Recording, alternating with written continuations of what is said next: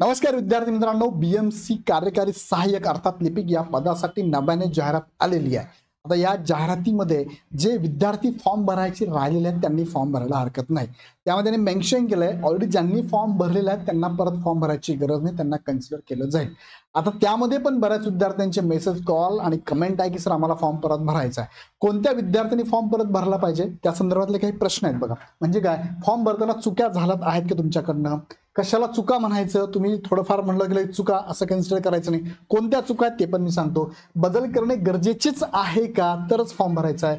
जुना form cancel किंवा edit करता येणार का, जुन्या विद्यार्थ्यांना नवीन फॉर्म भरता येणार का, आणि नवीन जे विद्यार्थी फॉर्म भरलाच नाही त्यांना आता नव्याने फॉर्म भरायचा, त्यांना काही अडचण नाही, सगळे प्रश्न मिटलेले आहेत, सो तुम्ही फॉर्म भरू शकता। पण जुन्या विद्यार्थ्यांबाबत काय काय चुका, नवीन फॉर्म भरायचा काय, हे सगळं मी तुम्हाला सांगतो। तिकडे जाण्यापूर्वी नेहमीप्रमाणे सांगू इच्छितो, इग्नाइट अकॅडमीकडनं ही बीएमसीची 2.0 ची बॅच आपण लॉन्च केली बघा। आता नवीन फ्रेश बॅच आहे, आता 2 दिवसापूर्वी चालू झालेली लाईव्ह प्लस रेकॉर्ड बॅच आहे। 1846 पदांसाठी फी तुम्हाला 1124 प्लस जीएसटी आहे। लगेच बॅच एनरोल करा। काही विद्यार्थी फॉर्म भरायचे राहिले होते म्हणून त्यासाठी आपण ही नवीन बॅच परत एकदा चालू केली 2.0 ची। अनुभवी शिक्षक आहेत, तीच शिक्षक आहे, स्ट्रिक्टली टीसीएस पॅटर्न नुसारचा पीडीएफ स्वरूपात नोट्स अवेलेबल आहे। अनलिमिटेड व्ह्यू, किती वेळेस रिपीटेड लेक्चर तुम्ही बघू शकता, काही प्रॉब्लेम नाहीये। सो त्या विद्यार्थ्यांनी लगेच बॅच घेऊन टाकायची। आता फॉर्म भरण्याची तारीख नवीन जी आहे तुम्हाला माहिती आहे, 21 तारखेपासून फॉर्म भरायला सुरुवात झाली आहे आणि तुम्हाला 11 ऑक्टोबर पर्यंत फॉर्म भरायचे। आता यामध्ये फॉर्म भरताना त्यांनी एक मुद्दा क्लिअर कट सांगितलाय, तुम्हाला कॅन्सल करता येत नाही, तुम्हाला एडिट करता येत नाही। एक त्यांनी सांगितलंय की तुम्ही एकापेक्षा जास्त जर फॉर्म भरले तर शेवटचा फॉर्म तुमचा कन्सिडर केला जाईल, पहिला मुद्दा। दुसरा मुद्दा, त्यांना कॉल केल्यानंतर त्यांनी अशी पण माहिती दिली आहे की तुम्ही 2 जर फॉर्म भरले, दोघांचे हॉल तिकीट येतील।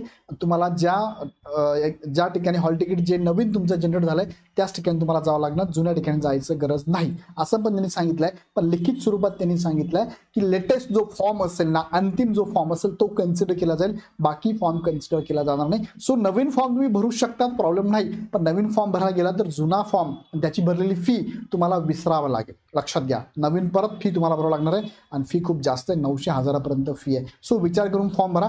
चुका कशाला म्हणतात थोडक्यात मी तुम्हाला सांगतो बघा।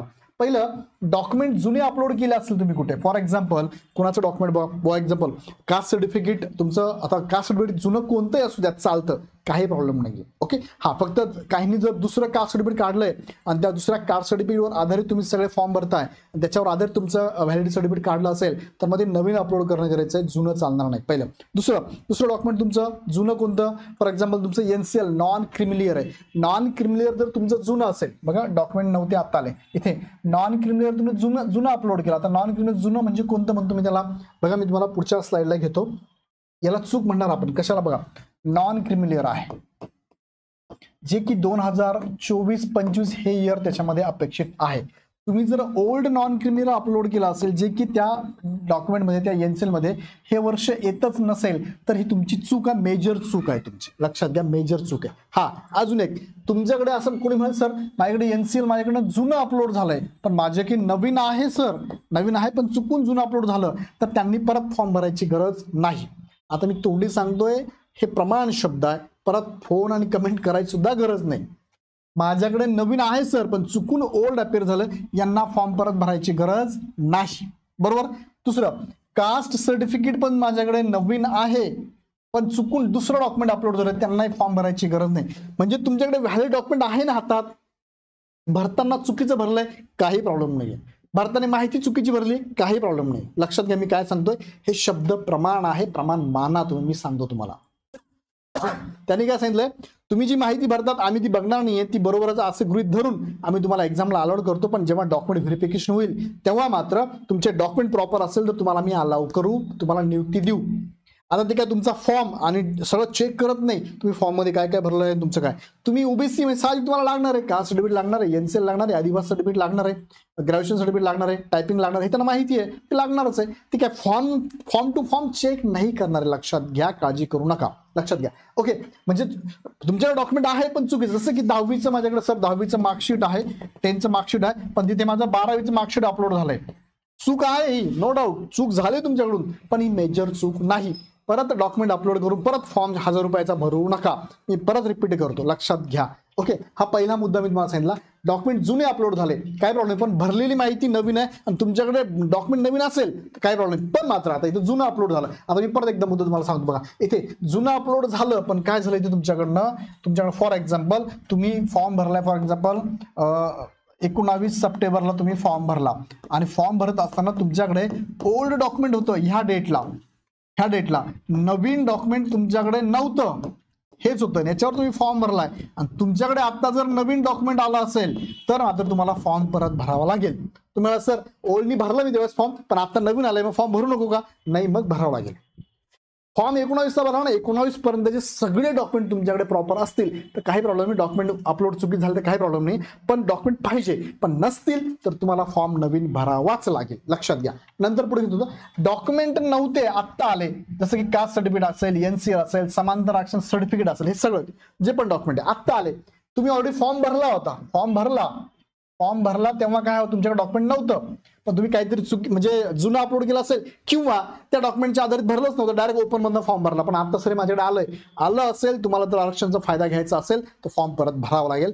जर तुमच्याकडे डॉक्युमेंटच नाहीये तर काही करायची गरज नाहीये. ओके, नंतर चुकीचे डॉक्युमेंट अपलोड झाले, काही प्रॉब्लेम नाहीये इथे, फक्त चुकी जरी अपलोड झाले पण बरोबर डॉक्युमेंट तुमच्याकडे त्या डेटपर्यंतचं, बरोबर डॉक्युमेंट त्या डेटपर्यंतचं तुमच्याकडे असणं गरजेचं आहे. हे जर असेल तर परत काहीच करायची गरज नाही. फॉर एक्झाम्पल मी कास्ट सर्टिफिकेट, मी आता तुम्हाला उदाहरण दिलंय, काय माझ्याकडे इथे एनसीएल होतं पण चुकीचं ओल्ड अपलोड झालंय, नवीन ऑलरेडी होतं त्या डेटला 19 तारखेच्या डेटला होतं, तर तुम्हाला गरज नाही परत फॉर्म भरायची, लक्षात घ्या. नंतर चुकीचे मार्क्स आणि जन्मतारीख टाकली बघा, चुकीचे मार्क्स जरी टाकले असेल तर काही प्रॉब्लेम नाही, मार्कांवर तुमचं सिलेक्शन नाहीये.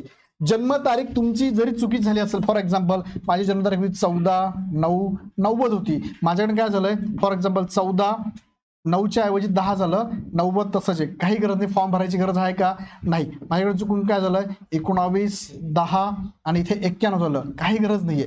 आता मी का म्हणतोय, तुम्ही त्या वयात बसताय ना फॉर्म भरताना, काही प्रॉब्लेम नाहीये.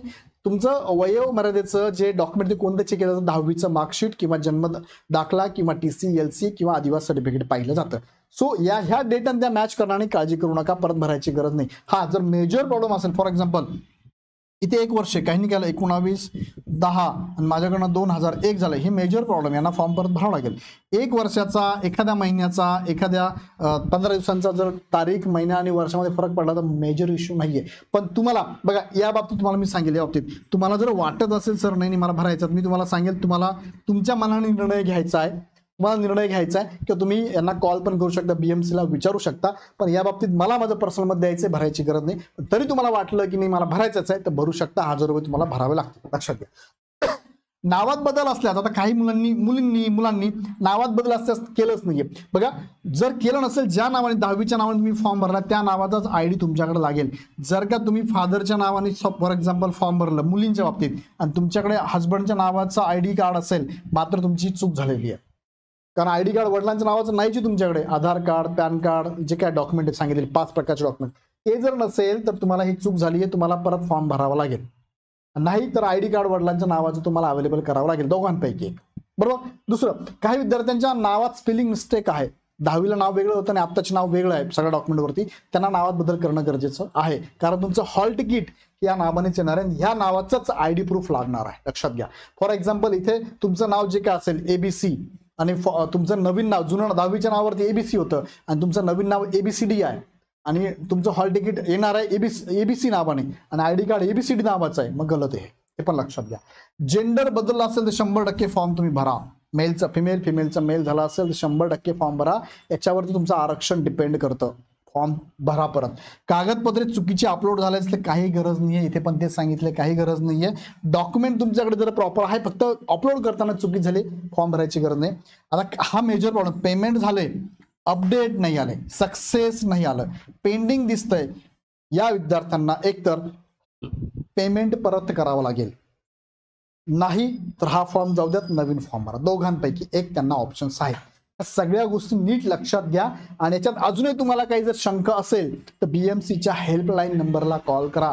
हे नंबर मी ऑलरेडी तुम्हाला सगळ्यांना दिलेले आहे, आपल्या ग्रुपला पण टाकलेले आहे. त्यांना कॉल करा. अजून काही शंका असेल तर माझाही नंबर तुमच्याकडे, आमच्या टीमचाही नंबर तुमच्याकडे आहे, त्यांनाही कॉल करा आणि प्रॉपर खात्री केल्यानंतर फॉर्म भरा. अजून वेळ भरपूर आहे, 20 दिवसांचा वेळ तुम्हाला दिलेला आहे. सो लगेच घाई गडबड करू नका, समजून घ्या, अभ्यास चालू ठेवा.